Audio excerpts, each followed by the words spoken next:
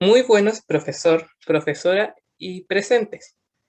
El día de hoy, el seminario 7 les va a hablar acerca de la pérdida de la autoincompatibilidad y sus consecuencias evolucionarias, escrito por Boris Ijik, Russell Laundy y Joshua R. Coe. Yo soy Franco de Menuto y les voy a presentar ahora mismo la introducción. Bien.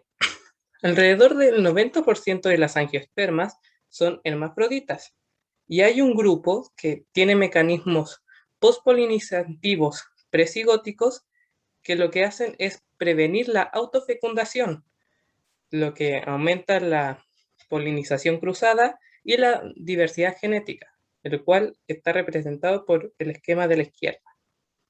Mientras que hay otro grupo que tiene, no tiene estos mecanismos, lo que sí posibilita la autofecundación. Al primer grupo lo vamos a llamar las SI, que por sus siglas en inglés son Self-Incompatibility, las autoincompatibles. Mientras que el de la derecha van a ser las SC, que también por sus siglas, las Self-Compatibility, son las autocompatibles, las que además pueden haber dos tipos, las que tienen bien la autofecundación, que también tienen una fertilización cruzada de polen, y las que son más bien de autofecundación egoísta. Una planta al evolucionar puede pasar de SI a SC, pero rara vez puede pasar de SC a SI. Esto debido a que las SI están muy caracterizadas por tener una coordinación de genes en el locus S, el cual se encarga del reconocimiento y el rechazo del polen, por lo que diversas mutaciones pueden generar pérdidas en la funcionalidad del gen, logrando que el sistema colapse en algún momento y la planta empiece a autofecundarse. Por eso, si una planta va a pasar de SC a SI, tiene que haber una mutación específica en los genes para que ésta pueda volver a tener la funcionalidad que tenía antes.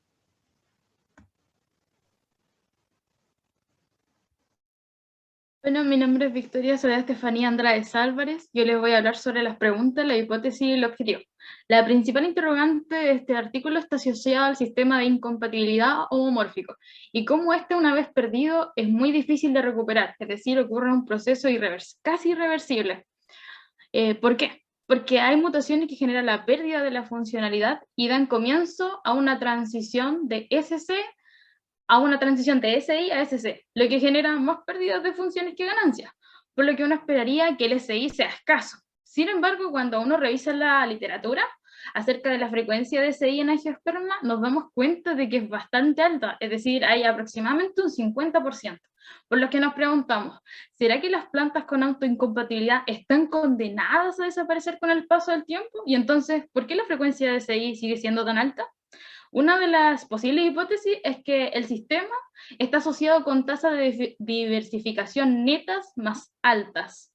Los objetivos de este paper son determinar interpretar la pérdida de SI en angiosperma y su transición a SC, determinar la frecuencia de SI y presentar un modelo que prediga la frecuencia de este estado del sistema de apareamiento en angiospermas. También le voy a hablar sobre cuáles son las metodologías y la primera actividad para intentar dar respuesta a este problema planteado son utilizar métodos filogenéticos para estimar las tasas de ganancia o de pérdida de caracteres basados en los estados de los taxones existentes, además de revisar el estado actual de conocimiento sobre la frecuencia de SI en angiosperma. Lo segundo que se utiliza es presentar un modelo matemático que trata de expresar el equilibrio entre SI con SC, que se sigue cruzando, y SC, que solo se autofecunda, donde tenemos las siguientes variables.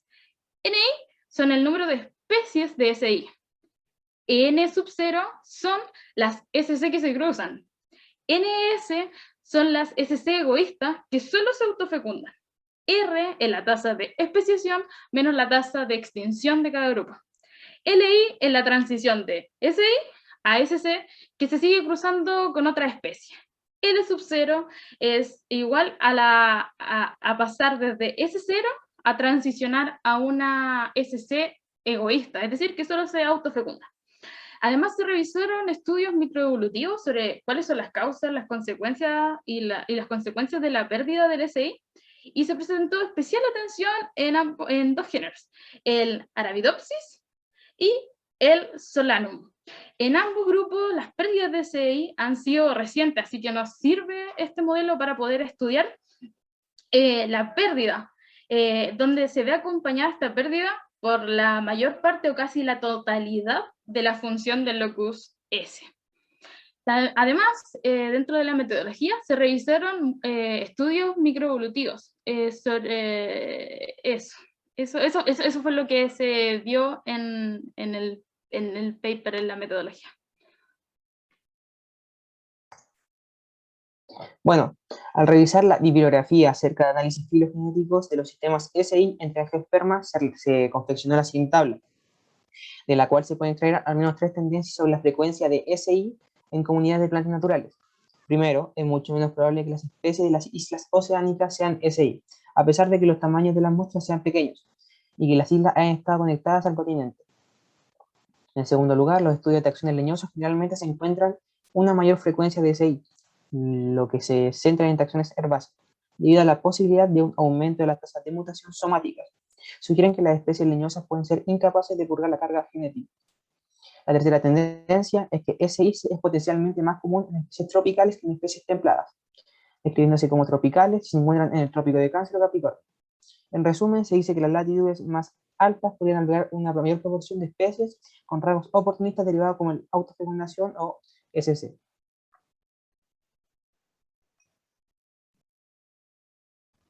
De los modelos matemáticos propuestos, hubo uno que se asemeja mucho más a la cercanía de la actualidad con la persistencia y la abundancia de SI, junto con la baja tasa de transición que hay de SC a SI en comparación a su contraparte de SI a SC, la cual es la que se muestra en la diapositiva. Para explicarla, se dice que NI parte con una población 1.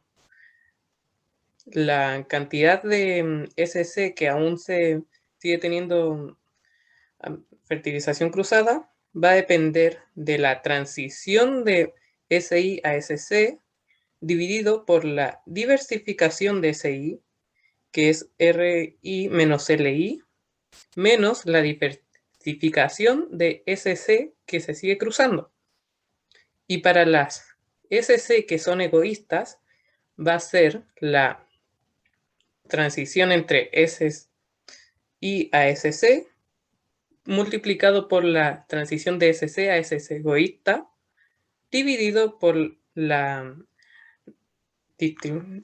tasa de diversificación neta de SI menos la de la SC egoísta multiplicado por la tasa de diversificación de SI menos la de SC. Ahora, ¿qué puede pasar acá? Si la tasa de diversificación de SI es positiva y mayor que la de los linajes cruzados de SC y de SC egoísta, hace que los tres crezcan asintóticamente. O sea, de que estos siguen aumentando su diversificación.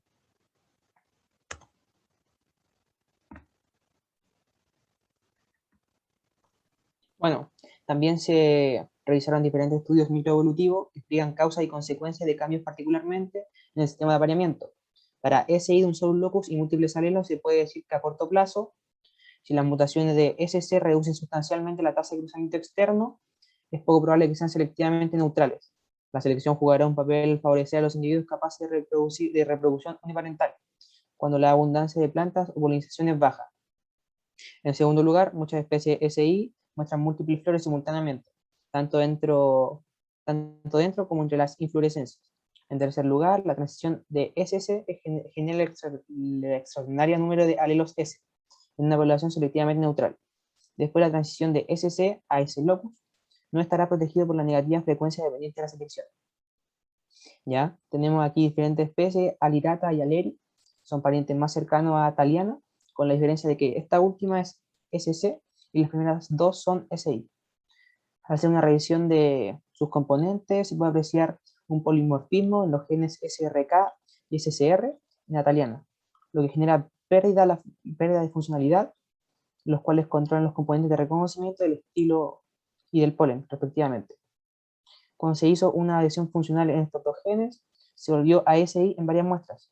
Sin embargo, aún no se puede determinar del todo el efecto visual de la pérdida de SI en esta especie, debido a las mutaciones subsecuentes debido al síndrome de la autofecundación.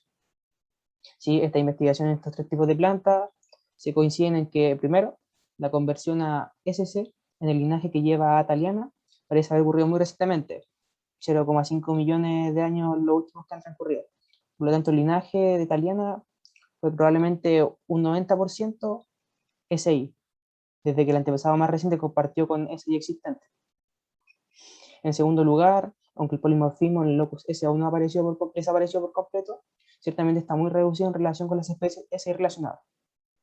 En tercer lugar, toda la evolución floral considerada parte del síndrome de autofecundación mostrada por Athaliana, tamaño de flor muy reducido, en posición de presentación de polen y estigma y horas de aumenta la autogamia, habrían sido capaces, casi con certeza, perjudiciales ante la pérdida de SI, lo que implica una rápida evolución de los caracteres florales después de la transición de SC. Y cuarto, la mayoría de las poblaciones tienen otras mutaciones que afectan a SI. Los estudios de este tipo serían útiles porque permiten estimar el efecto directo de las mutaciones de pérdida de función en el sistema de variamiento sin los efectos de confusión de los cambios posteriores a la forma floral.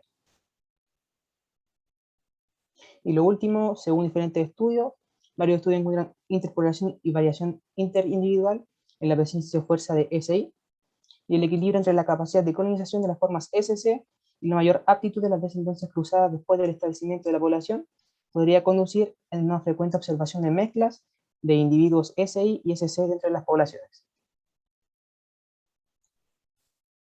Soy Romina Hinojosa y estamos llegando al apartado de la discusión, donde se tiene que los autores contrastan sus investigaciones con otras, y a lo largo del artículo esto ocurre varias veces, por lo cual, como grupo decidimos basarnos en las más importantes.